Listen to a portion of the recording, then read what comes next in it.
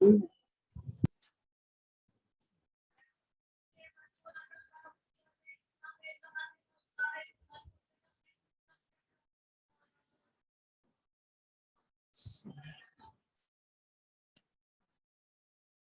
باللہ السمیع العلیم من الشیطان اللعین الرجیم بسم اللہ الرحمن الرحیم اللہم کن لولیک الحجۃ ابن الحسن صلواتک علیہ وعلی آبائہ فی ہذہ الساعة وفی کل ساعة ولیا وحافظا وقائدا وناصرا ودلیلا وعینا حتی تسکنہ ارضک طوعا وتمتعہ فیہا طویلا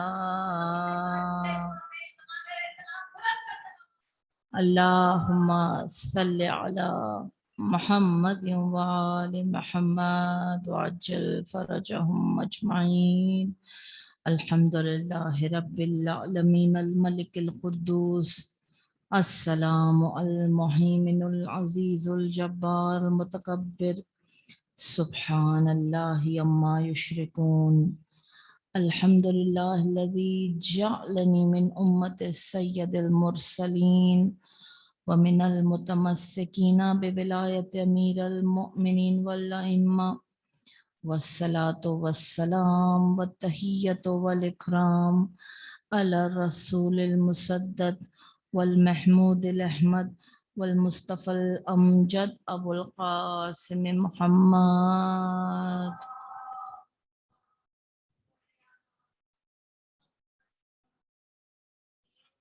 وعلى أهل بيته الطيبين الطاهرين المعصومين المظلومين لا سيما على الإمام المنتظر والحجة الثاني عشر اللهم عجل فرجهم واهلك عدوهم ولعنة الله على أعدائهم أجمعين أما بعد فقد قال الله تبارك وتعالى في كتابه المجيد وفرقانه الحميد بسم الله الرحمن الرحيم والفجر وليال عشر صلوات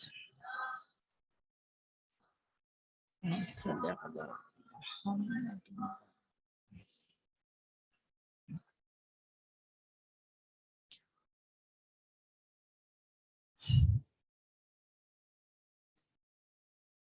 مخصوصی آج جناب زینب کبریٰ کی آ گئی۔ خدا کی شان ہر نشانی میں دیکھتے ہیں ہم۔ نزول آیات ایک الگ انداز سے ہوا تھا اور قرآن میں ان کی ترتیب ایک الگ انداز سے ہوئی ہے نا۔ قرآن کی پہلی آیت الحمدللہ، بسم اللہ الحمدللہ۔ نزول کے اعتبار سے پہلی آیت اقرا بسم رب، ٹھیک۔ یہ رب جانتا ہے کہ نزول کب ہو اور ترتیب وصال کب ہو اور ان کے ذکر کی ترتیب کس انداز سے ہو۔ یہ شان کربلا ہے کہ کربلا اپنے محافظوں کو اور اپنے ذاکروں کو ایک ساتھ نزول کرواتی ہے۔ ماہ شعباں کی پہلی تا یاد ہے نا آپ کو، شہزادی کا ظہور دنیا میں پہلی شعباں کو ہوا۔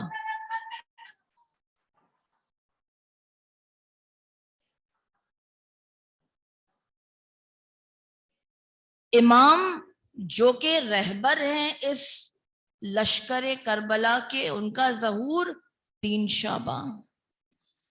پھر وہ عباس جو بازو ہے کربلا کا، وہ ظہور 4 شعباں۔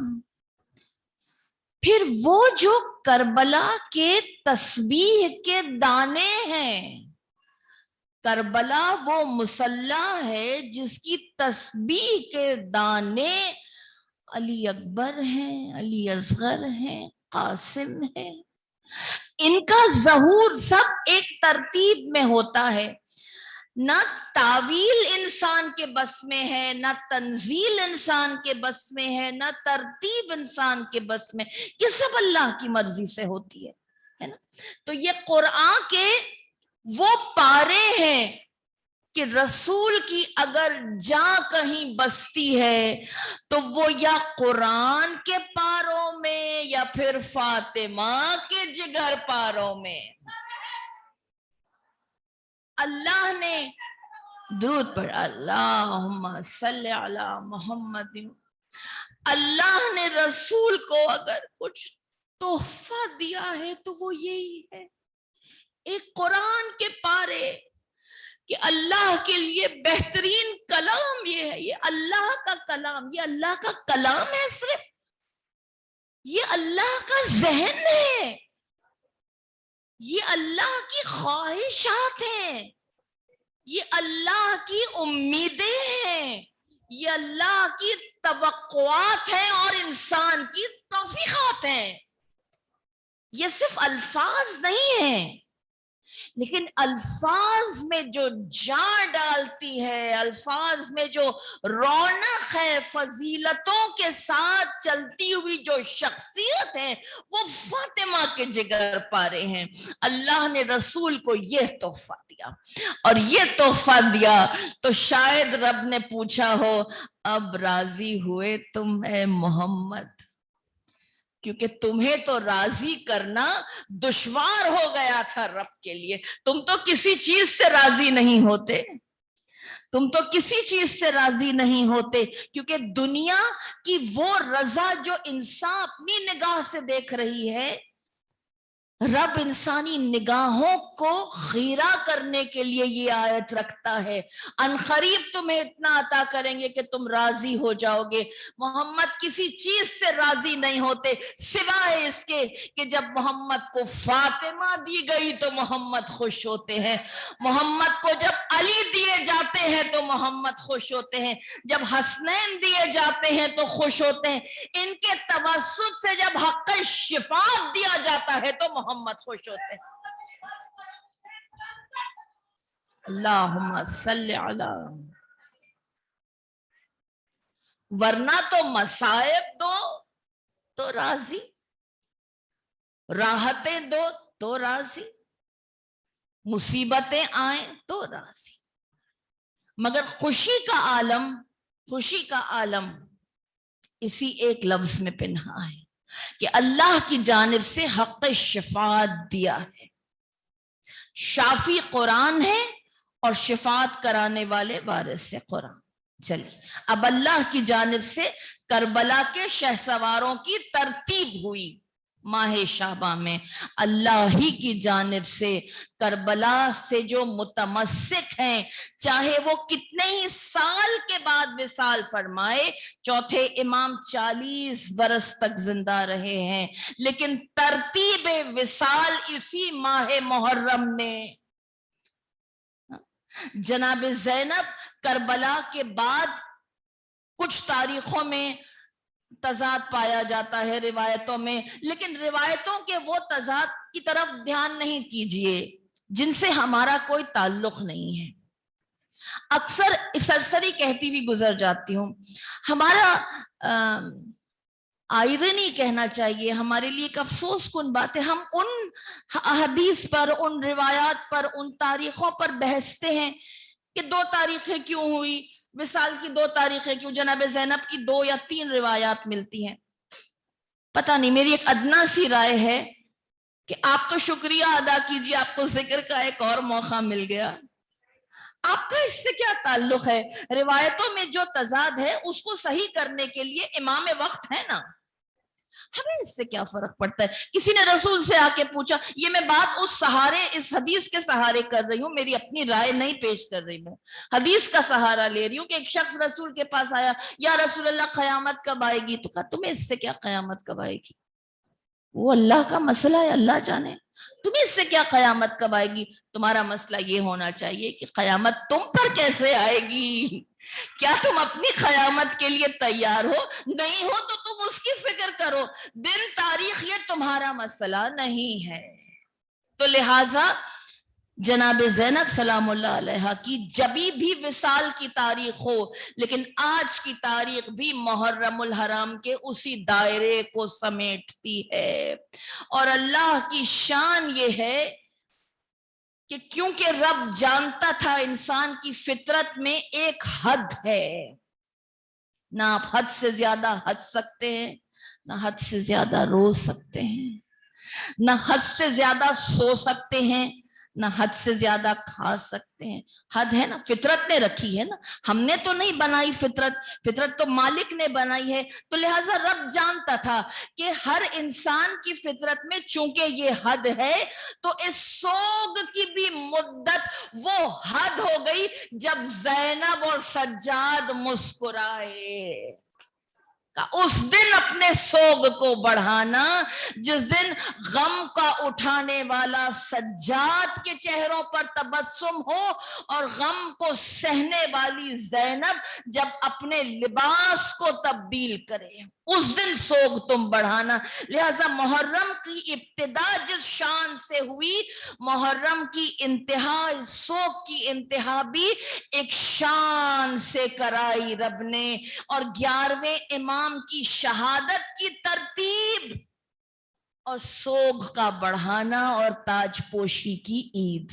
بس یہاں آ کر اپنی گفتگو کو اب آگے بڑھانا چاہوں گی. ضمناً یہ باتیں آ گئی کہ یہ جو ترتیب ہے یہ اللہ کی جانب سے آتی ہے. یہ ترتیب, یہ تنزیل, یہ ذکر, یہ استطاعت ذکر کرنے کی, یہ سب اللہ کی جانب سے آتی ہے. ہمارا کام یہ ہے کہ کچھ ایسا کر جائیں زندگی میں کہ رب کے حضور اس شفاعت کے متحمل ہوں بس. کیونکہ اگر کچھ آیات یاد آ گئیں تو کہتی چلوں, حق شفاعت تو ہے آپ کے پاس, آپ تو راضی ہی ہوئے نا اس وقت کہ جب آپ کو حق شفاعت ملا, اللہ کی عطا ہے. لیکن قرآن نے سورہ مدثر میں بھی کہا فما تنفعہ شفاعت الشافعین, جنہیں حق شفاعت تھا انہوں نے کہا ہم ان کی شفاعت نہیں کرائیں گے. ارے کیوں نہیں کرائیں گے, کیوں نہیں کرائیں گے؟ کیا یہ کافر ہیں؟ کیا یہ مسلمان نہیں؟ یہ کون لوگ ہیں؟ کہا یہ وہ لوگ ہیں, ان کے منہ سے سنو یہ کون لوگ ہیں. جب اہل جنت نے اہل جہنم سے پوچھا یتسائلون عن المجرمین ما سلککم فی سقر, آپ کیسے آ گئے سقر میں؟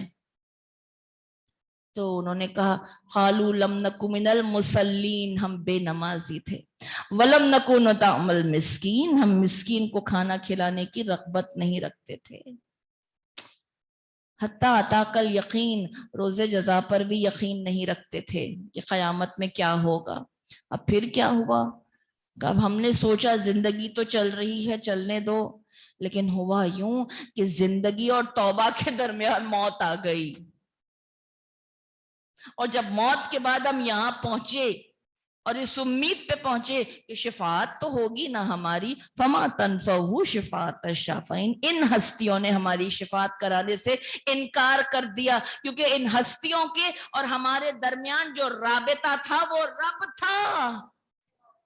جب تم رب کے ہی نہیں ہوئے, جب تم نے اللہ کی دی ہوئی نعمتوں کی قدر نہیں کی, جب تمہاری جبیں اللہ کے حضور ہی نہ جھکی, نہ رب کے ہوئے نہ اس کے عبد کے ہوئے, تو پھر ہمارا اور تمہارا کیا رابطہ, کیا رابطہ. قرآن کی آیات ہیں, یہ کوئی انسان کی زندگی میں چھوٹا مذاق نہیں ہے جسے ہم سمجھ رہے ہیں.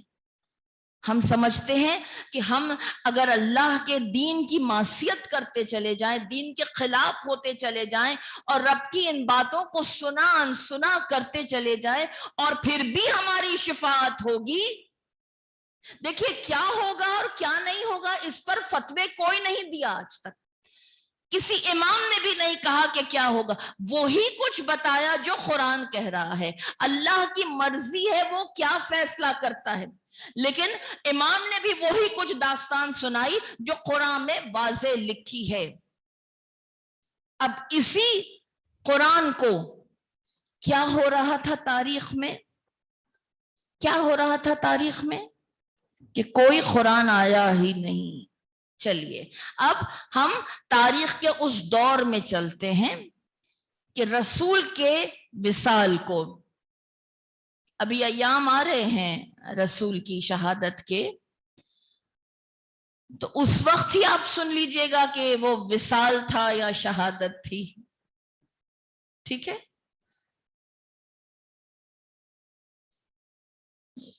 امت مسلمہ میں کہیں فساد نہ پھیلے تو کہہ دیجئے کہ رسول وصال فرما گئے۔ لیکن آپ کے آگے میں نے ایک بات عرض کی تھی کہ ممبر کی کچھ لیمیٹیشنز ہوتی ہیں، ممبر پہ ہر چیز بیان نہیں ہو سکتی، اسی لیے آغوش وہ ممبر ہے۔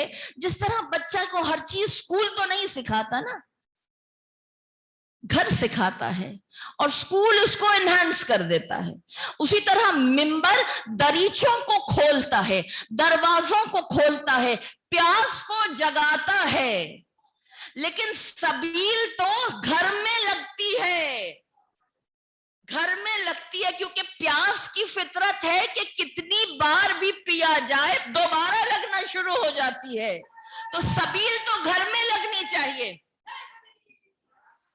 تو کچھ بند دروازوں میں اپنی باشعور نسل کو لے کر کچھ باتیں کیجئے، کچھ باتیں کیجئے کہ تاریخ کے وہ اوراق کہ رسول کا وصال تھا یا رسول کی شہادت تھی، بہرحال ہو یہ رہا تھا کہ بعد از رسول شریعت رسول کو جھٹلایا جا رہا تھا، سنت رسول میں تبدیلیاں لائی جا رہی تھی۔ اب یہ بہت خطرناک لفظ ہے، سنت رسول میں تبدیلیاں لائی جا رہی تھی۔ آپ نے یہ لفظ سنا ہے بدعت، سب نے سنا ہے بدعت، ٹھیک؟ اچھا بدعت کے معنی کیا ہوتے ہیں؟ کچھ چیز اپنی طرف سے ایڈ کرنا یا پھر اپنی طرف سے سبٹریکٹ کرنا، ٹھیک ہے؟ یہی ہوتے ہیں نا، اگر میں غلط نہیں کہہ رہی ہوں آپ کو حق ہے کہ مجھے روک دیں۔ بدعت کا یہی مطلب ہے نا کہ کوئی چیز اپنی طرف سے ترمیم کرنا، انوویٹ کرنا، کوئی چیز ایڈ کرنا یا کوئی چیز نکالنا۔ ہوا یوں کہ بعد از رسول، ویسے ایک جملہ کہتی بھی گزر جاؤں، کہتے ہیں اسلام کو اتنا نقصان ابو سفیان، ابو جہل، ابو لہب نے نہیں پہنچایا بخدا جتنا ان ہستیوں نے پہنچایا ہے، جتنا معاویہ اور معاویہ نما لوگوں نے پہنچایا، کیونکہ انہوں نے اسلام پر تلوار نہیں اٹھائی، لوگوں کے عقائد کے ساتھ ٹیمپرنگ کی ہے۔ ٹیمپرنگ سمجھتے ہیں آپ؟ کچھ ایک ایسی چھیڑ چھاڑ کرنا جس سے مفہوم و معنی بدل جائے۔ انہوں نے اسلام کے ساتھ یہ نقصان کیا ہے جو نسل در نسل در نسل آج تک صحیح نہیں ہو پا رہا ہے، یہ ایسا نقصان ہے، یہ ایسا نقصان ہے۔ تو شریعت کے ساتھ انہوں نے ٹیمپرنگ کی، شریعت کے ساتھ انہوں نے رد و بدل کی، یہ تو آسان لفظ ہے نا، شریعت کے ساتھ رد و بدل کیا۔ جو گوارا نہیں ہے اسے، جو اوریجنل کتاب کو ان چھال پر نہیں، ان درختوں کے پتوں پر نہیں، لواح الحمد پر پڑھ کر آیا ہو، وہ کیسے برداشت کر لے؟ جو سنت رسول کو صرف زمین پہ نہیں دیکھ رہا ہو۔ اصحاب رسول نے رسول کو کہاں دیکھا بتائیے؟ مسجد میں دیکھا، گھر میں دیکھا، میدان میں دیکھا، منبر پر دیکھا، اور کہاں دیکھا؟ ایسی زمین پر دیکھا نا، عرض پر دیکھا، لیکن اولاد رسول نے صرف عرض پر نہیں فرش پر دیکھا ہے رسول کو۔ تو سنت رسول آپ بہتر بتا سکتے ہیں یا وہ بہتر بتا سکتے ہیں؟ جنہوں نے فرش پر نہیں، صرف فرش پر نہیں، عرش پر بھی دیکھا ہے، عرش پر بھی وہ ساتھ ہیں، عرش پر بھی ساتھ ہیں، کیونکہ دونوں ہی نور کے ایک ہی نور کے ٹکڑے ہیں، اور اللہ نے یہ کہہ دیا ہے کہ اللہ کو تو کوئی جان ہی نہیں سکتا الا محمد یا علی۔ اسی لیے اپنے گھر کے ہر بچے کا نام انہوں نے محمد رکھا، یا علی رکھا، علی رکھا یا محمد رکھا۔ تو اگر آپ کو اور مجھ کو اللہ کو جاننا ہے تو اب راستہ ہی کچھ نہیں بچا، یا محمد کے ذریعے جانیے یا علی کے ذریعے جانیے۔ اور محمد کو اگر جاننا ہے تو وہ بھی اللہ کہہ چکا، اے حبیب تیری معرفت بھی کوئی نہیں رکھ سکتا الا میرے یا علی کے، اور یا علی تجھے بھی زمانے نے نہ پہچانا، تجھے پہچاننے والا یا اللہ ہے یا محمد ہے۔ ٹھیک ہے، تو یہاں تک گفتگو واضح ہو گئی۔ اب پلٹ کر آئیے، جس تاریخ کے ادوار کا میں ذکر کرنا چاہوں گی۔ کیا کیا تاریخ کے ساتھ؟ کچھ چیزیں نکالی اور کچھ چیزیں اپنی جانب سے رائج کی، وہ نقصان کی بھرپائی آج تک نہیں ہو پا رہی ہے۔ تو اب جو وارث قرآن ہے، جو ذمہ دار افراد ہیں، جنہیں رسول نے بلا فصل ذمہ داری دی یا نہیں دی؟ بلا فصل ذمہ داری دی۔ اب وہ اپنی طرف سے یہ جد و جہد کرتے رہے کہ اسلام کی حیت کو نہ بگاڑا جائے، اسلام کی حالت کو نہ بگاڑا جائے، دین محمدی میں تغیرات، انوویشنز، تبدیلیاں نہ آنے پائیں۔ جب رسول ساتھ تھے تو علی تلوار نکال کے جہاد کرتے ہیں۔ اب تلوار کا مقصد کیا تھا؟ کیونکہ دین کی حفاظت رسول کر رہے ہیں، علی کا مقصد ہے رسول کی حفاظت کرنا۔ آپ میرے ساتھ ہیں؟ دین کی حفاظت محمد کر رہے ہیں، علی کا کام ہے محمد کی حفاظت کرنا۔ اب محمد تو نہیں رہے دنیا میں، لہذا علی نے وہ تلوار جو بے نیام تھی اس کو نیام میں رکھ لی۔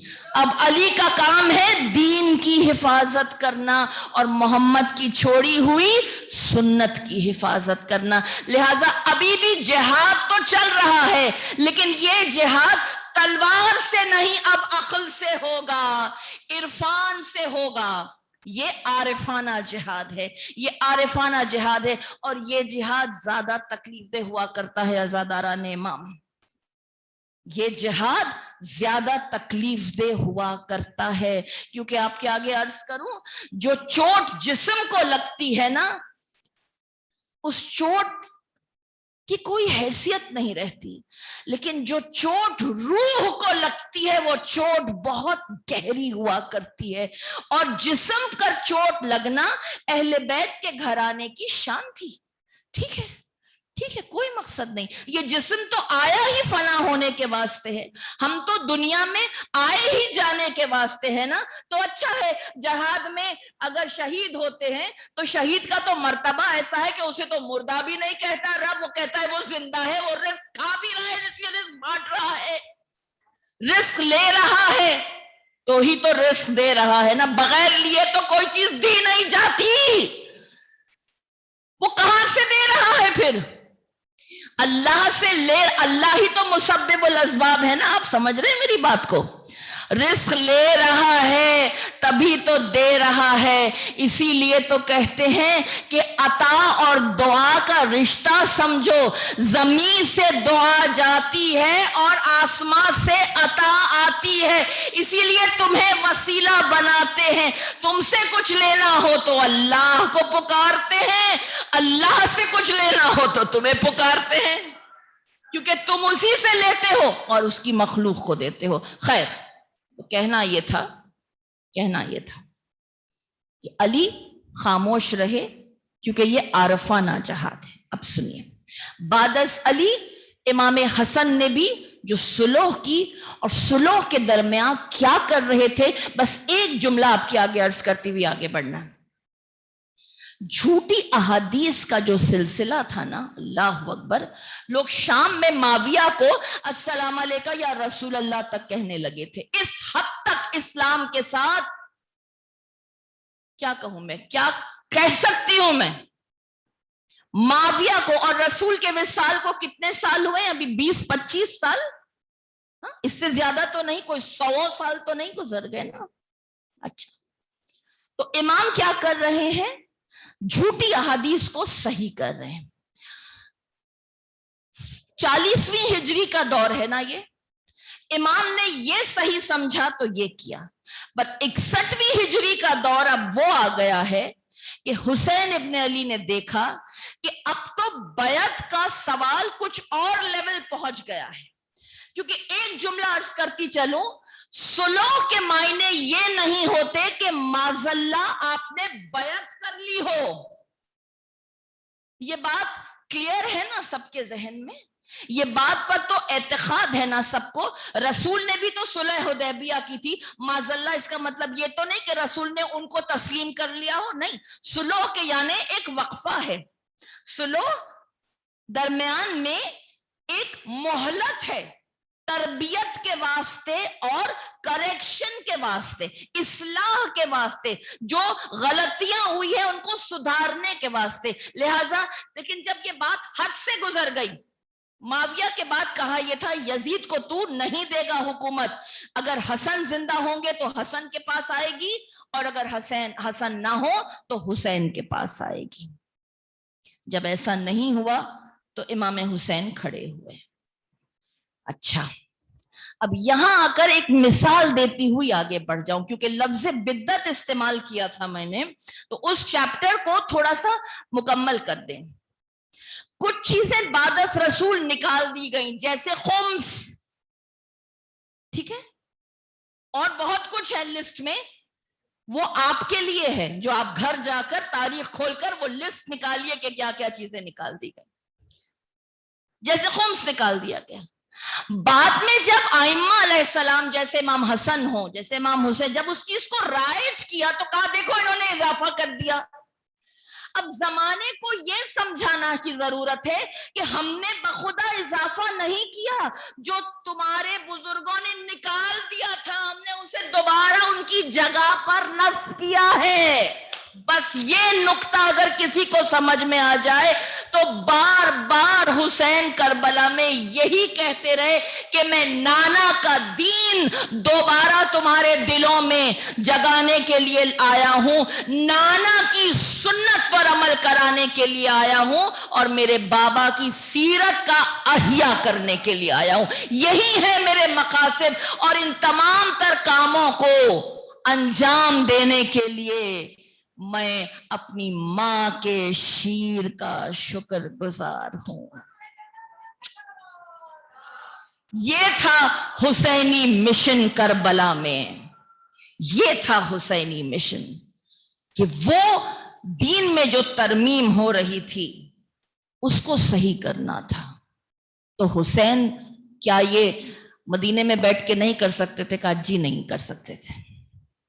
اس کے لیے یہ سفر درکار تھا، اس کے لیے یہ سفر درکار تھا. اسی لیے اس سفر کے لیے جو سامان سفر حسین ساتھ لائے ہیں، اس سامان سفر کا نام ہے زینب.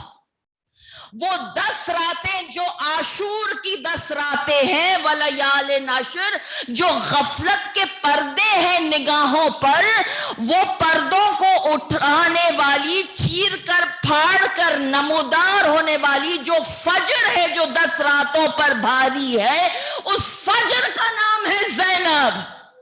اس فجر کا نام ہے زینب. اسلام کا سرمایہ تسکین ہے زینب. شبیر ہے قرآن تو یاسین ہے زینب. شبیر ہے قرآن تو یاسین ہے زینب. یہ گلشن عصمت کی وہ معصوم کلی ہے، یہ گلشن عصمت کی وہ معصوم کلی ہے. تطہیر میں زہرا ہے تو تیور میں علی ہے. حیدری تطہیر میں زہرا ہے تو تیور میں علی ہے. لہذا حسین جیسی کربلا آج اگر نظر آ رہی ہے تو وہ زینب کا صدقہ ہے. اس لیے کیونکہ زینب کربلا کی محافظ یوں بنی کیونکہ زینب امام کی محافظ تھی. بہت نازک نقطہ ہے یہ. زینب نے ایک پہر میں 2 اماموں کی ٹرانزیشن دیکھی اور ان دونوں اماموں کی سپر بنی. وقت آخر حسین نے زینب کو گھر بار سونپ کر کہا نہ خدا جاتا ہے گھر جانے بس اب تم جانو. ناؤ مجھار میں ہے شور تلا تم جانو. نہ خدا جاتا ہے گھر جانے بس اب تم جانو. یعنی اب سنیے, دونوں اماموں کی ٹرانزیشن کیا تھی؟ ایک وقت میں کربلا میں 3 ائمہ موجود تھے. امام حسین جو امام زمان عصر تک تھے, بعد از عصر امام سجاد, جسے جناب زینب اپنی پشت پر اٹھا کر جب باہر لائی ہیں تو یہ پیغام ہے زمانے کو کہ اتنا ابھی زینب میں قوت باقی ہے جو امامت کے بوجھ کو پشت پر اٹھاتی ہے. دیکھیے یہ مصائب کا نقطہ نہیں ہے خالی, یہ تو زینب کے اصل فضائل ہیں. بوجھ امامت کا پشت پر اٹھاتی ہے, اور وہ امام جو حاضر و ناظر امام ہے, پلٹ پلٹ کر پھپھی سے ہر بات کی کرتا ہے یا نہیں؟ اس لیے کیونکہ جو امام جا چکا ہے اس امام نے بھی اپنی بہن سے ہر چیز کو بانٹا ہے, کیونکہ جانتے ہیں کہ یہ کربلا کی محافظ ہے, لہذا زینب کو ہر نقطے میں شامل کر لیا حسین نے. زینب اس وقت انتظامیہ کربلا کا رول ادا کر رہی ہیں. اگر یوں کہہ دوں تو شہزادی آپ کی شان میں گستاخی نہ ہو کہ کربلا کی انتظامیہ ہے آپ کے اختیار میں, کربلا کی پوری انتظامیہ آپ کے اختیار میں. دیکھیے آپ نے یہ جملے حسین کی شان میں تو سن رکھے ہیں نا, حسین منی و انا من الحسین, یعنی رسول جو سوچ رہے ہیں حسین وہ کرنے والے ہیں. اس کے لیے 2 الفاظ ہیں. کہتے ہیں کچھ لوگ ویژنری ہوتے ہیں اور کچھ سیٹلرز ہوتے ہیں. ویژنری وہ ہوتے ہیں جو خواب دیکھتے ہیں, سیٹلرز وہ ہوتے ہیں جو اس کی تعبیر دکھاتے ہیں. ویژنری وہ لوگ ہوتے ہیں جو انتظام کرتے ہیں, اور سیٹلرز وہ ہوتے ہیں جو ریزلٹ اورینٹڈ ہوتے ہیں, جو دکھاتے ہیں, نتائج دکھاتے ہیں. جس طرح رسول جو سوچ رہے تھے اپنے دین کے لیے, دین کی بقا کے لیے, اسلام کی حفاظت کے لیے, وہ حسین نے کر کے دکھایا. بے عین ہی حسین کی منیت کو لے کر زینب چلی ہے. جو حسین سوچ رہے ہیں کہ اب آئندہ کیا ہوگا وہ زینب کر کے دکھائیں گی. مدینے سے مدینے تک جتنے حسین کربلائی ہیں اتنی زینب کربلائی ہیں.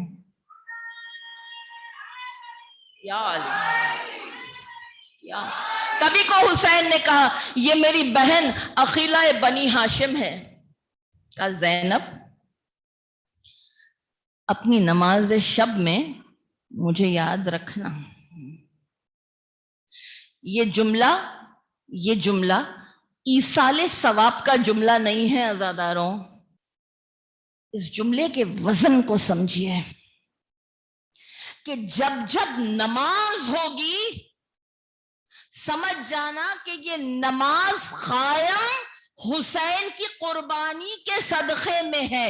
اور زینب واجب نماز میں نہیں بات کر رہی ہیں, شب کی نماز میں جو اونٹوں کی مہار پر بھی شہزادی ہے, تو شب کی نماز قضا نہیں ہو رہی ہے. یعنی نماز اب مجلس بن گئی ہے, مجلس میں نماز ہے. کیونکہ نماز کی شکل صرف کھڑے ہو کر مصلوں پر 5-4 رکعت 5 وقت پڑھ لینا ہی نہیں ہے. نماز ایک ایسا کریکولم ہے انسان کی زندگی کا، ایک ایسا نظام ہے جسے قرآن نے صلاۃ دائمون کہا ہے. ہر مرتبہ، ہر منزلت پر جو انسان گاڈ فیئرنگ اور گاڈ کانشیس ہے کہ کسی کی نگاہیں مجھے دیکھ رہی ہیں، میں نہیں دیکھتا، تو وہ میری نابینائی ہے، مگر وہ تو مجھے دیکھ رہا ہے. جب وہ مجھے دیکھ رہا ہے تو میں کیسے اسے بھول جاؤں. یہ کہا امام نے، یاد رکھنا. مجھے زیادہ تفصیل نہیں جاؤں گی، بس آگے بڑھنا ہے. یہ کہہ کر آگے بڑھنا ہے کہ جناب زینب اس شریعت کی محافظ ہیں جنہوں نے مقصد حسینی کو زندہ رکھا. ایک امام جو چلا گیا اس کے مقصد کو زندہ رکھا، جو امام حاضر ہے اس کے وجود کو زندہ رکھا، اس کے وجود کو زندہ رکھا. کیونکہ جب جناب سید سجاد کو دشمنوں نے دیکھا اور کہا یہ کون ہے، کیا آپ نے تاریخ میں یہ نہیں سنا یا نہیں پڑھا یا سنا ہوگا نا کہ یہ کون ہے؟ کہا یہ علی ہیں. کہا کون علی؟ کہا علی ابن الحسین. کہا ارے حسین کے تو 2 ہی بیٹے تھے، علی اکبر علی اصغر، ہم نے تو دونوں کو شہید کر دیا. کہا جی نہیں، حسین کے گھر کے ہر بیٹے کا نام علی ہے، یہ حسین کا ہی بیٹا ہے. اب جب تلوار اٹھنے لگی تو کون آئی سپر بن کر؟ وہ زینب ہیں، وہ زینب ہیں. لہذا اب شہزادی اسلام تو قائم ہے، حوادث کے بھنور تک زینب نے ضمانت دی قیامت کی سحر تک. زینب نے ضمانت دی قیامت کی سحر تک. تو اب شہزادی ان لوگوں کو اس منزل پر لا کے بے نقاب کرنے کی گھڑی آ گئی ہے. جب فجر عاشور نمودار ہوئی ہے تو تاریخ یہ کہتی ہے کہ اس روز حسین ذبح ہوئے. اور جب 11 محرم کی فجر نمودار ہوئی تو تاریخ کو یہ جملہ لکھنا چاہیے کہ اس روز زینب ذبح ہوئی. کچھ غلط کہا؟ 10ویں محرم حسین ذبح ہوئے، تن سے سر کا جدا ہونا ذبح کہتے ہیں.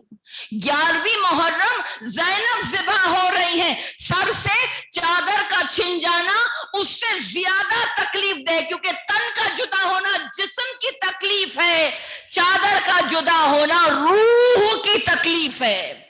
لیکن روح کو تکلیف دیتے ہو نا تم لوگ، روح کو تکلیف دی ہے تم نے فاطمہ کی بیٹیوں کی روح کو تکلیف دی ہے، روحانیت کو چھیڑ نہیں سکتے. سنیے اس نقطے کو بہت غور سے سنیے، یہ نقطہ آپ کی اور میری بقا کا جملہ ہے. کچھ چیزیں زندگی میں آتی ہیں ایسی، حالات موافق نہیں ہوتے، جسم کو تکلیف بھی ہوتی ہے، روح کو بھی تکلیف ہوتی ہے.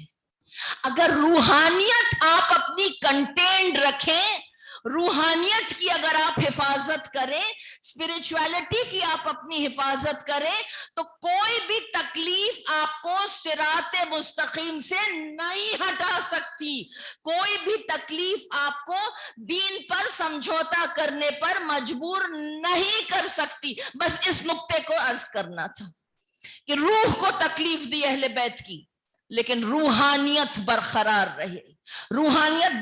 رہی. اب جب یہ قافلہ اسیروں کا شام کی منزل سے گزرتا ہوا دربار میں پہنچا، کتنی آسانی سے انسان کہہ دیتا ہے ان باتوں کو، کتنی آسانی سے ہم کہتے ہیں، اور کس کرب سے شہزادیاں گزر کے گئی ہیں. لیکن وہ سب کرب اپنی جگہ. طاقت کہاں سے آ رہی ہے؟ جسم سے نہیں آ رہی ہے، کیونکہ جسم کو تو کئی روز سے نہ غذا ہے نہ پانی ہے. طاقت جسم سے نہیں آ رہی ہے، اور روح بھی چھلنی ہے. रूह भी छलनी छलनी है, लेकिन रूहानियत का ताल्लुक एक और ताकत से है। ज़ैनब को जो ताकत आ रही है वो भाई के सर से आ रही है, जो रास्ते तमाम साथ साथ चला। क्या हिफाजत है, असीरों के लश्कर पर क्या पहरा है। छठे इमाम तक भी रिवायत है, और ये कई कई जगह रिवायत है कि आपको पता है गयूर किसे कहते हैं? आपको पता है गयूर किसे कहते हैं? गयूर तो हमारे जद अब्बास थे, जो सिर्फ अगर आंखों से घूर के देख लेते तो दुश्मन वही पसपा हो जाता, जमाने में इंसान का वजूद खत्म हो जाए अगर अब्बास सिर्फ आंखों से घूर के देख लें। ये जो लश्कर जा रहा है ना, सारा रास्ता इन लश्कर पर अब्बास की निगाहों पे पहरे थे। लिहाजा तू जो तकलीफ देना चाहता है जिस्म को दे ले, रूहानियत को छेड़ नहीं सकता, तू अस्मत को छेड़ नहीं सकता। इन शैतानियों के रोब तक, इन दबदबे तक, इनके जलाल तक तू पहुंच नहीं सकता। तू इनाम तक पहुंच सकता है, इनके जलाल तक पहुंच नहीं सकता। ठीक है, तो इसी रोब को लेकर शहजादी, वो ताकतों को लेकर शहजादी पहुंची दरबार में। अब दरबार में अब तक जो ज़ैनब सब्र का लंगर हाथ में लिए चल रही थी, ऐसा नहीं था कि रास्ते भर भी ज़ैनब खामोश थी। और हमारी तारीख में इसरार किया गया है कि अगर आप कुछ ना भी पढ़े तो ये 3 चीजें जरूर पढ़ लीजिए। कुछ ना भी पढ़े तो ये 3 चीजें जरूर पढ़ लीजिए। जिस तरह किसी को कुरान का पूरी किताब का अगर माहासिल जानना हो तो वो वल असर पढ़ ले, उसे पता चल जाएगा कि कुरान क्या कहना चाह रहा है। वन लाइनर अगर कुरान का पढ़ना हो तो सूरह असर पढ़ ले। उसी तरह अगर दीन का वन लाइनर पढ़ना हो किसी को तो कुछ नहीं तो ये 3 चीजें पढ़ ले। एक मौला का खुतबा शख्शखिया, एक बीबी ज़हरा का खुतबा फिदक, और तीसरा बीबी ज़ैनब का खुतबा शाम। अगर तारीख में बहुत ज्यादा नहीं पढ़ सकते तो ये 3 चीजें जरूर पढ़ लीजिए। ठीक है, ठीक है। अब ये खुतबा शाम बीबी ने बाजार में भी दिया, दरबार में भी दिया, जिसका वक्त कब आया जानते हैं आप? जब शहजादी बाजार दरबार में खड़ी थी और उन्होंने एक मंजर देखा। अल्लाह अकबर। शराब और शतरंज के नशे में धुत कोई मलून इब्ने मलून इमाम इब्ने इमाम के सरे अक़दस पर छड़ी से बेअदबी कर रहा है।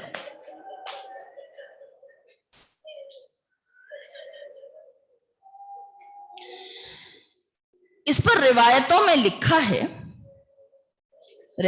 लिखा है कि शहजादी सकीना ने कहा,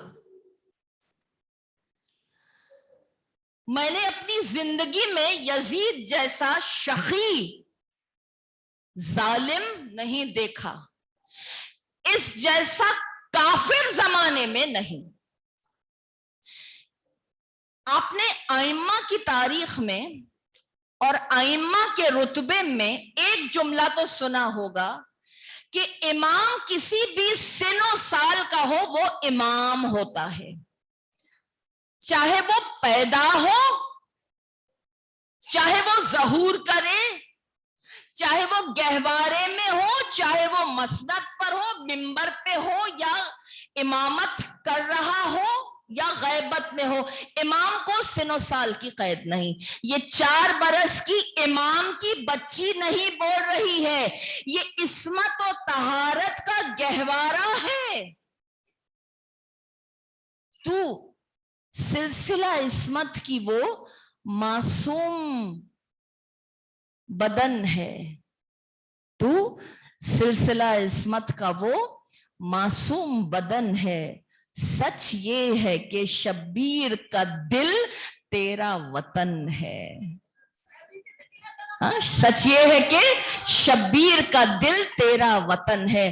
तो इसे यूं मत देखिए शहजादी को, इस शहजादी को यूं मत देखिए कि 4 बरस की कमसिन और नादा बच्ची, नहीं हरगिज नहीं, कि 4 बरस की कमसिन और जिम्मेदार बच्ची है, जिसे हुसैन ने जाते हुए कुछ तलखीन की थी, सिर्फ सब्र की नहीं, बल्कि कहा था सकीना रास्ते में मेरी ये नसीहत लोगों तक पहुंचाती हुई जाना, तो जब कभी ठंडा पानी पीना तो मेरे बाबा की प्यास को याद करना।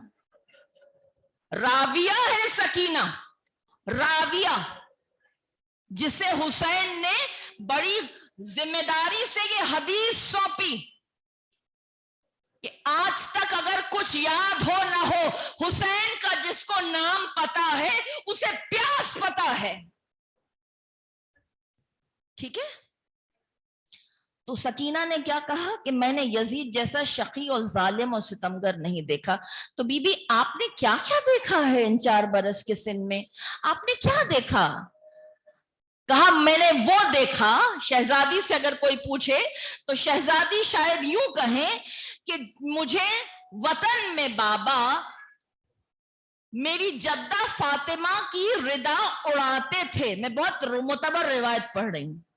जद्दा फातिमा की चादर उड़ाकर कहते थे सकीना जरा फिदक का खुतबा तो सुनाना। तो नन्ही बच्ची ने फिदक का खुतबा हिफ्ज किया हुआ था, बच्ची खुतबा सुनाती तो बाप कहते, हुसैन कहते कि मेरी उम्र गो के 5 बरस थी, लेकिन मुझे अच्छी तरह याद है कि अम्मा ने इसी लबो लहजे में खुतबा फिदक सुनाया था। वो सकीना कह रही है कि मैंने इस शकी को नहीं देखा, ऐसा शकी ना देखा। अब जब शरीयत के साथ खिलवाड़ हो रहा है और मलऊन ये कह रहा है कि देखा कोई रसूल नहीं आया था, कोई कुरान नहीं आया था, कोई शरीयत नहीं उतरी थी, अब ये बातें कैसे सुन सके, कैसे सब्र करे? पल भर को शरीयत जो हुई अदल की प्यासी, तड़पी है कुछ इस तरह मोहम्मद की नवासी। इस्लाम को रोशन बसत एजाज किया है, अब्बास के परचम को सरफराज किया है। उठकर खड़ी हो गई, कहा है यजीद सुन, पहले तो अल्लाह की हम्दो सना सुन, क्योंकि अगर अल्लाह की हम्दो सना का तुझे एहसास होता तो करबला ही बर्पा क्यों होती? हाँ या ना आजादारा ने इमाम, करबला आई ही क्यों, करबला पैदा ही क्यों हुई? क्योंकि अल्लाह का तसव्वुर हट गया था। आद और समूद और फिरौन की कौमों का तस्करा है ना सूरह फजर में। एक जुमला कह दूं, क्या कहा रब ने इन कौमों के बारे में? अक्सरहुम फीहल फसाद, सबके सब फसाद में मुब्तला थे। तो एक बैरूनी फसाद होता है, एक्सटेंसिक फसाद, बाहर अतराफ में फसाद, उसमें जुल्म आता है, उसमें एक्सप्लॉयटेशन आता है, उसमें गरीबों की सरकोबी आती है, उसमें उमरा की अय्याशी आती है, उसमें लोगों पर तकालीफ का ढाना आता है। ये सब बाहर की बातें हैं, लेकिन एक इंट्रिंसिक फसाद होता है, अंदरूनी फसाद। और अंदरूनी फसाद वो होता है कि रब से दूरी। अंदरूनी फसाद कहते हैं अल्लाह को भूल जाना। और ये शहजादी कह रही है, ऐ यजीद अल्लाह की हम्द सुन, क्योंकि तू अल्लाह को भूल गया था, अल्लाह को भूल गया था। अब तू हमें यहां कटेरे में मुजरिमों की तरह खड़ा करता है, बेमखनाओ रिदा और अदालत कैसी कि तेरी कनीजें तो पसे पर्दा। मोहम्मद की नवासियां जुलूम में, मोहम्मद की नवासियों पर हर एक की निगाह पड़े। اے یزید سن، تو نے ہمیں در در پھرا کر سمجھا ہے کہ ہم رسوا ہوئے ہیں، ٹھہر جا۔ وہی لب و لہجہ ہے عزاداران امام، وہی لب و لہجہ ہے جو اماں نے کہا تھا کہ ٹھہر جاؤ، انتظار کرو، اس مقدمے کا فیصلہ اللہ کی عدالت میں ہوگا، جہاں میرے بابا رسول اللہ ہماری وکالت کریں گے۔ شہزادی زینب اسی انداز سے کہا، ٹھہر جائے یزید، تیرے دن بہت کم رہ گئے ہیں، تیرے دن بہت کم رہ گئے ہیں، ہمیں تو اللہ نے سرفراز کیا ہے، ہم تو وہ شہیدوں کا قافلہ ہے جو مر کر بھی رزق پا رہے ہیں۔ اللہ اکبر بولی تو ستم خوف سے خود خاک بسر تھا، ہر لفظ میں ایک ضرب ید اللہ کا اثر تھا۔ وہ درباری جو نہیں جانتے تھے یہ کون لوگ ہیں، یہ کون لوگ ہیں، ارے تم نے تو کہا تھا کوئی باغی آ رہا ہے، مگر یہ تو باغی نہیں ہے، ان کے لب و لہجے، ان کے چہرے کے خد و خال، ان کے وجود سے چھلکتا ہوا نور تو ہمیں مباہلہ کی یاد دلا رہا ہے۔ جب ہمارے بزرگوں نے کہا تھا محمد اگر تنہا آئے تو ان سے مباہلہ کرنا، لیکن دیکھو محمد تو اپنی بیٹی، اپنے داماد جو ان کا بھائی ہے اور اپنے بچوں کو لے کر آئے ہیں، لہٰذا محمد سے اب مباہلہ نہ کرنا، کیونکہ محمد اپنے خاندان کو لایا ہے۔ کربلا مثل مباہلہ بنی، حسین تنہا آتے تو کربلا کچھ اور ہوتی۔ حسین بیوی، بچے، بہن، بھاوج، بھانجے، بھتیجے، تمام رشتوں کو لے کر آئے ہیں۔ کربلا مثل مباہلہ ہے آج، کیونکہ اگر حسین خاندان کو نہ لاتے تو کوئی بھی یہ کہتا کہ کربلا دو شہزادوں کی جنگ تھی، لیکن حسین کے خاندان پہ جو ظلم ہوا ہے کوئی مورخ یہ نہ لکھ سکا، کیونکہ اس مشن کو لوگوں کے کانوں تک پہنچانے والی زینب بنی۔ بتاؤ شہزادی کی حفاظت میں کیا کوئی بھائی کے مقصد کو غلط جھٹلا سکتا ہے؟ کسی میں یہ ہمت نہ تھی، کسی میں یہ ہمت نہ تھی۔ آئی صدا کہ آج سے تو محور دی ہے، زینب تو کربلا کے لیے فتح مبین ہے، زینب تو کربلا کے لیے فتح مبین ہے۔ اب جب زلزلہ یزید کے درباریوں میں آ گیا، تلاطم یزید کے درباریوں میں آ گیا، تو اب کہا گیا اچھا یہ شاید اپنے دل کی بھڑاس نکال رہی ہیں۔ کہنے والوں نے بہت کچھ کہا، آپ تاریخ میں خود پڑھ لیجئے، کہا بہت ستم ہے ان پر، یہ دل کی بھڑاس نکال رہی ہیں۔ یزید نے پوچھا کیا کیا جائے ان کے ساتھ؟ تو کہا وہی کرو، انہیں اس آواز کو یہیں بجھا دو۔ جہاں ابن عاص کا بیٹا عبداللہ بولا، ابن عاص کا وہ کیریکٹر ہے جسے تاریخ لومڑی سے تشبیہ دیتی ہے۔ خدا کی قسم جو صرف ان کرداروں کو پڑھ لینا تو کتنا ہی منکر شریعت ہو، رسول اور آل رسول سے محبت صرف ان کے اس ایثار پر ہو جائے کہ ان کیریکٹرز کو برداشت کیا اور کبھی ان کے حق میں بد دعا نہیں کی، بلکہ بڑھ بڑھ کر اصلاح کی، آخری وقت تک حجت خدا تمام کرتے رہے۔ ٹھیک ہے، سن لیجئے، پھر نہیں ملیں گی یہ محافل، پھر نہیں آئیں گی یہ رونقیں، پھر نہیں پڑے گا یوں بیٹھنا، پھر نہیں ہوں گے یہ پہرے، پھر نہیں آئیں گی یہاں سیدہ۔ سن لیجئے، جتنی دیر آپ بیٹھیں گے آپ کے عقب میں کوئی بی بی بیٹھے ہی ہوگی، کوئی نہ کوئی بی بی بیٹھی ہی ہوگی، کیونکہ آپ پرسہ دیتے ہیں تو کوئی لیتا ہے تو دیتے ہیں نا، اگر کوئی لینے والا نہ ہوتا تو کوئی دیتا بھی نہیں ہے،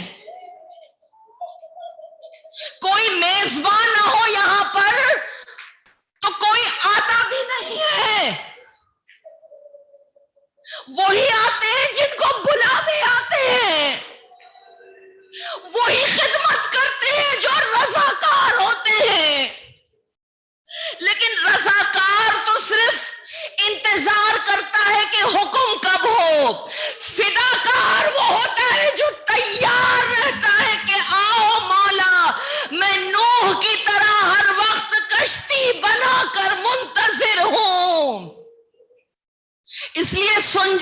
دو جملے اور سن جائیے.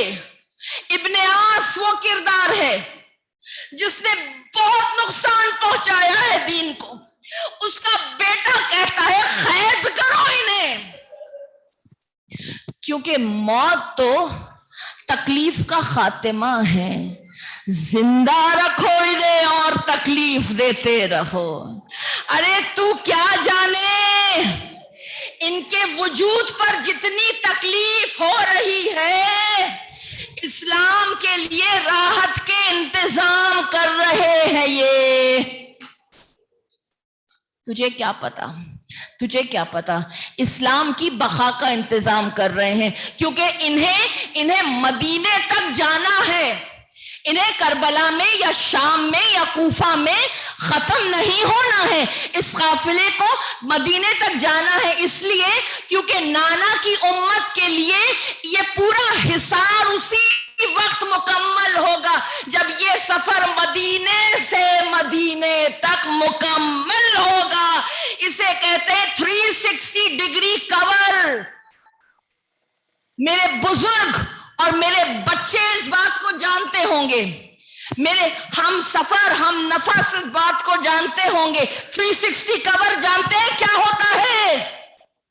جانتے ہیں 360 کور ایک حصار کھینچیے اپنے اطراف, اپنی روح کے اطراف, اپنے کردار کے اطراف, اپنے نفس کے اطراف, اپنی خواہشات کے اطراف. اچھا 360 کو آپ 5 سے ضرب دے دیجئے, 5 سے ضرب دے دیجئے. 360 divided by 5 is equals to 72. اب اس کے بعد بھی کچھ بولنے کی ضرورت ہے. جو 360 دن ہے نا زندگی کے, جو 360 اینگل ہوتے ہیں, اس کے علاوہ اور کوئی اینگل نہیں ہوتا. جس طرف سے بھی زندگی کو دیکھو اس کا محور یہ پنجتن 5 ہے. پنجتن تمہارا ماضی ہے. انسان اپنی زندگی میں 3 ہی کیفیت میں رہتا ہے نا, یا ماضی یا مستقبل یا حال. ہاں یا نا, ہاں یا نا. تو جو ماضی ہے آپ کا وہ یہ پنجتن 5 ہے. پنجتن 5 جب وحدت میں آتے ہیں تو ایک اللہ بنتے ہیں. انہیں ضرب دو 360 سے تو یہ 72 بنتے ہیں جو کربلا کے شہید ہیں. کربلا کے شہید جب کثرت میں پھیل جائیں گے امت محمدی کی روح میں تو یہ کل مستقبل میں آنے والے صاحب العصر کے ساتھی 313 بنیں گے. بس میری گفتگو تمام, بس گفتگو تمام. ماضی ہمارا پنجتن 5 ہے جو وحدت میں جا کر آپ کو اللہ تک لے جاتا ہے. مستقبل ہمارا 72 کی صفتیں رکھتے ہوئے 313 بننا ہے. ہم یہ محفلیں اس لیے سجاتے ہیں کہ ہم 313 میں شامل ہو سکیں. اگر 313 خود نہ بن سکے تو ان کے رضاکار بن جائیں, کیونکہ 313 فداکار ہے, رضاکار نہیں. جو 313 کے لیے انتظام کرتا ہے وہ رضاکار ہے. ٹھیک ہے, 313 فداکار ہے. بس کہتی ہوئی گفتگو کو سمیٹ دو. شہزادی ہماری مثال اس منتظم کی سی ہے جو کربلا کے لیے آپ نے کیا. وہ انتظام جو آپ نے کیا, جب ابراہیم کی آگ لگی تھی نا تو استغاثہ تو بلند کی ہوگی نا ابراہیم نے. کوئی نہیں آیا آگ بجھانے سوائے ایک چڑیا کے جو آتی تھی اپنی چونچ میں پانی لے کے ڈالتی تھی. تو سب ہنس کے کہنے لگے اس چڑیا کی کیا اوقات کہ جو اس پانی کو بجھائے. تو اس چڑیا نے کہا میری کوئی اوقات نہیں ہے, لیکن روز حشر جب مجھ سے سوال ہوگا کہ بتا تو نے کیا کیا ایک نبی کی مدد کے واسطے, تو یہ چونچ میں خطرہ جو میری ہے نا, میں اللہ کے آگے یہ پیش کروں گی کہ میں نے یہ خطرہ پیش کیا, میں نے یہ خطرہ ڈالا. جو میری اوقات تھی, جو میری بساط تھی, یہ میرا کنٹریبیوشن ہے دین کی طرف, یہ میرا شیئر ہے آزاداری میں, یہ میرا حصہ ہے پیغام حسینی میں، یہ میرا کردار ہے کربلا میں، اور یہ میں ہوں۔ جناب زینب کبھی بھی نہیں خوف زدہ ہوئی کہ میں اکیلی ہوں، میں تنہا ہوں، نہیں، اس لیے کیونکہ وہ یقین تھا کہ اگر اللہ نے مجھے اس مقصد کے لیے یہاں تک بھیجا ہے، اور یہ مقصد میرا اسی دن میری نگاہوں میں تھا جس روز میرے بابا نے میرے نکاح میں یہ شرط لکھوا دی تھی کہ عبداللہ جہاں جہاں حسین جائے زینب کو جانے دینا۔ میں یہاں تک آئی ہوں، میں بابا کی زینت ہوں، میں ضامن ہوں کہ بابا کا نام نانا کی امت کے کانوں میں اس طرح سے پیوست کر دوں کہ ہٹ نہ سکے۔ لہذا یزید کے دربار میں زینب علی کا خطبہ پیش کر کے آئی، یزید کے محل میں زینب حسین کا ماتم کر کے آئی ہے۔ اب زینب کی مخصوصی میں آئے ہو تو زینب کی اسی روایت کو زندہ رکھنا کہ بزم غم حسین ہے اعلیٰ بہشت سے، میں گھر سے روتی آؤں گی زہرا بہشت سے۔ حسین کے غم کی محفل جہاں کہیں بھی ہو عزاداروں، حسین کی بہن آتی ہے، حسین کی ماں آتی ہے، لہٰذا ان محفلوں کو کبھی اپنے اطراف سے ختم نہ ہونے دینا، اپنے وجود سے ختم نہ ہونے دینا۔ لہٰذا زینب جب مدینہ لوٹ کر آئیں، شہزادی وہ پورا حصار مکمل ہو گیا، ہر اینگل سے مدینے سے مدینہ آ گئی، ہائے مگر جب مدینے سے گئی تھی تو حصار میں فاطمہ کی تسبیح بھرپور تھی، لیکن اس دائرے میں یہ تسبیح کے دانے بکھر گئے۔ اماں اٹھو، اماں اٹھو، اماں اٹھو، اماں تیری تسبیح کے دانے، تیری تسبیح کے دانوں کی طرح روز عاشوراء کربلا میں تیری اولاد، تیرے جگر پارے بکھر گئے تھے اماں، لیکن ان کے تبرکات ملے ہیں تو وہ تبرکات لائی ہوں اماں۔ یہ کہہ کر شہزادی نے بھائی کا لباس سے کوہنا ماں کی قبر پہ رکھ دیا، بھائی کا لباس سے کوہنا، اماں جسے آپ سیتی جاتی تھی اور روتی جاتی تھی وہ لباس لائی ہے زینب، اور اماں ابھی نامحرموں کا مجمع ہے، ورنہ میں سیلیوں کے نشان دکھاتی اماں، ورنہ میں تازیانوں کے نشان دکھاتی اماں۔ رات کی تاریکی میں آئے گی زینب، تاریخ کہتی ہیں رات جب ہوئی تو شہزادی گھٹنوں کے بل ماں کی تربت پہ گئی اور کہا اماں ایک آگ لگی ہے سینے میں اماں۔ زینب نے کبھی اپنے بیٹوں کا ماتم نہیں کیا اماں، کیونکہ اگر زینب روئی ہے تو وقت کے امام کو روئی ہے، تیرے لال کو روئی ہے اور اس کی اولاد کو روئی ہے، لیکن اماں یہ ابو طالب کے گھرانے کی قربانی بھی قبول کر لو اماں، یہ جعفر طیار کے گھر کی قربانی بھی قبول کرو اماں۔ یہ دو چھوٹے چھوٹے بچے تھے، گواہ ہے اماں، گواہ ہوں میں کہ جب سے کربلا کے لیے مدینے سے چلے زینب نے انہیں گلے سے نہیں لگایا تھا، زینب نے انہیں اپنے پاس نہیں سلایا۔ اب اماں 2 برس ہو گئے ہیں، کانوں میں زینب کے ایک آواز نہیں آئی، کسی نے زینب کو ماں نہیں کہا۔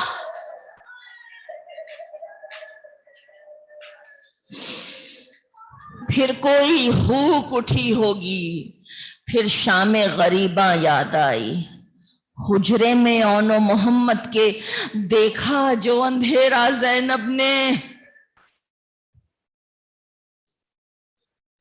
ایک آہ بھری اور گھٹ گھٹ کر بیٹوں کو پکارا زینب نے۔ عبداللہ گھبرا گئے، کون ہے یہ؟ کون ہے معظمہ؟ آپ کون ہیں؟ اس گھر کی شہزادی موجود نہیں ہے، آپ کسی اور وقت تشریف لائیے. کہا عبداللہ پہچانا نہیں تو نے بھی زینب کو؟ اتنے مصائب پڑے کہ کمر جھک گئی، بال سفید ہو گئے، لیکن روزانہ زینب بھائی کی مجلس برپا کرتی رہی. مدینے کی عورتیں آتی رہیں، اور حد تو یہ تھی کہ جب زینب روضہ رسول پر مصائب پڑھتی تو مصائب کی آواز دب جاتی اور شور و غل آسماں تک بلند ہوتا. شاید کچھ افراد ہوتے ہوں گے جو کہتے ہوں گے یا لیتنی، اگر ہم ہوتے تو حسین پر یہ وقت نہ آتا.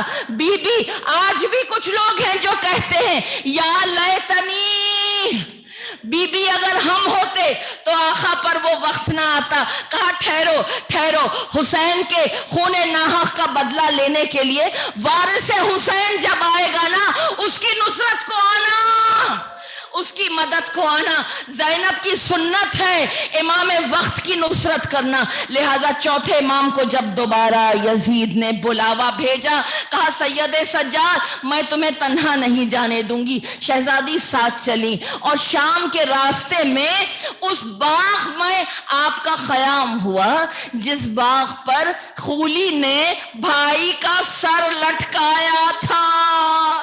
ارے بھائی کے لہو کی خوشبو آنے لگی تو زینب بے چین ہو گئی، سجدے میں گئی، بہن کیے ماجائے کو یاد کیا. زینب باپ کی زینت نہیں، صرف باپ کی سنت بھی ہے. بابا بھی سجدے میں تھے اور سر پہ تلوار کا وار تھا، زینب بھی سجدے میں ہے اور سر پہ بیلچا پڑھا، تیورا کے مصلے پر گر گئی. آؤ فضا پھپھی اماں کے جانے کے انتظام کرو. پھپھی اماں کو لحد میں لٹانے کا انتظام سید السجاد کرے گا. اللہ اکبر. ایک حسین کی فداکار سکینہ تھی جسے طوق و سلاسل کے امام نے ہاتھوں پر اٹھا کر جب لحد میں لٹانا چاہا تو حسین کے ہاتھ بلند ہوئے. ایک حسین کی ماجائی زینب ہے جسے چوتھے امام ہاتھوں پر بلند کر کے جب قبر میں لٹانے کو آئے تو بھی قبر سے حسین کے ہاتھ برآمد ہوئے. لاؤ سید سجاد بھائی کو رونے والی، ہم شریک حسین، شریکت الحسین، ماجائی زینب بھائی کے ساتھ چلنے والی، بھائی کی پرسے دار ہمارے ہاتھوں